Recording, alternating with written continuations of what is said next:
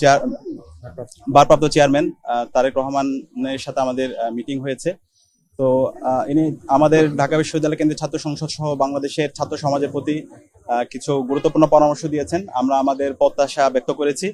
আমরা আমাদের জায়গা থেকে বলেছি, বাংলাদেশে জুলাই বিপ্লব পরবর্তী আমরা যারা ফ্যাসিবাদ বিরোধী দীর্ঘদিনের আন্দোলন সংগ্রাম করেছি, আমাদের সবাইকে ঐক্যবদ্ধ হতে হবে। বাংলাদেশের জুলাই বিপ্লবের পরে আমাদের যে ঐতিহাসিক সুযোগ এসেছে, এই ঐতিহাসিক সুযোগে আমরা ঐক্যবদ্ধভাবে আমাদের বাংলাদেশ বিনির্মাণ করতে হবে এবং শহীদরা যে জন্য জীবন দিয়েছে একটি ইনসাফ ভিত্তিক বাংলাদেশ বিনির্মাণ করা, সেই বাংলাদেশ বিনির্মাণ করার জন্য আমাদের এখনই ঐক্যবদ্ধ হতে হবে। তো সে জায়গায় তিনি আমাদের সাথে ঐক্যমত পোষণ করেছেন এবং বাংলাদেশের সকল রাজনৈতিক দল, বিএনপি, জামাত সহ এনসিপি এবং ছাত্র সংগঠন, ছাত্র শিবির, ছাত্রদল সহ সকল সংগঠনকে একসাথে নিয়ে কাজ করার ব্যাপারে আমাদেরকে পরামর্শ দিয়েছেন। আমরা আজকে ঢাকা বিশ্ববিদ্যালয় কেন্দ্রীয় ছাত্র সংসদ ডাকসুর পক্ষ থেকে বিএনপি চেয়ারপারসন অফিসে এসেছি। যে শোক বইটা ওপেন করা হয়েছে সেখানে স্বাক্ষর করা এবং আমাদের ডাকসুর মোট 5 জন সদস্য এখানে এসেছেন। আমরা আমাদের শোক বই আমাদের স্বাক্ষর শেষ করে বিএনপির অনেক বিভাজন তৈরি হয়েছে, সেই বিভাজনের সুযোগ নিয়ে আজকে পতিত ফ্যাসিস্টরা এবং এখানে দিল্লির তাবেদাররা তারা বিভিন্ন ধরনের ষড়যন্ত্র এবং চক্রান্ত করছে। আমাদের এখনই সময় একটু ঐক্যবদ্ধ হওয়ার।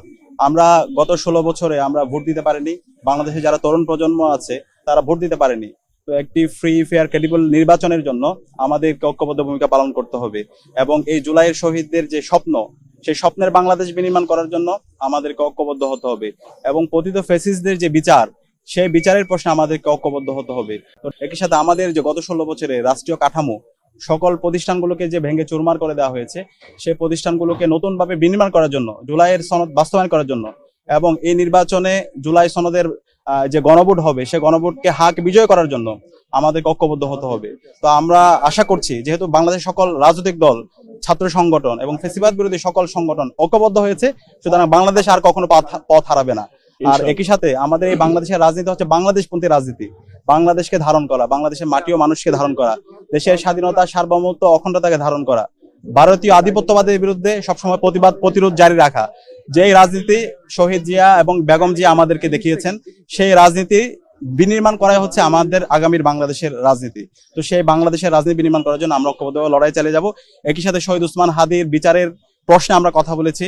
শহীদ ওসমান হাদি যে আধিপত্যবাদের বিরুদ্ধে, আগ্রাসনের বিরুদ্ধে কথা বলতে গিয়ে তিনি শহীদ হয়েছেন এবং শহীদ ওসমান হাদির কে যারা গুলি করেছে এবং এই হত্যাকাণ্ডের সাথে যারা পরিকল্পনাকারী, যারা পরামর্শ দিয়েছে, তারা এখন পর্যন্ত অ্যারেস্ট হয়নি।